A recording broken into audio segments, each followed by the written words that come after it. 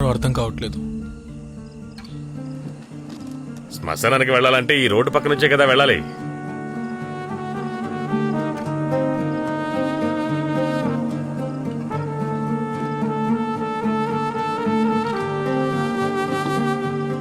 బచ్చో, ఇలా రిస్క్ తీసుకోవద్దు, తర్వాత సమస్యలు వస్తాయి. ఏం జరిగినా పర్లేదు, చూసుకుందాం.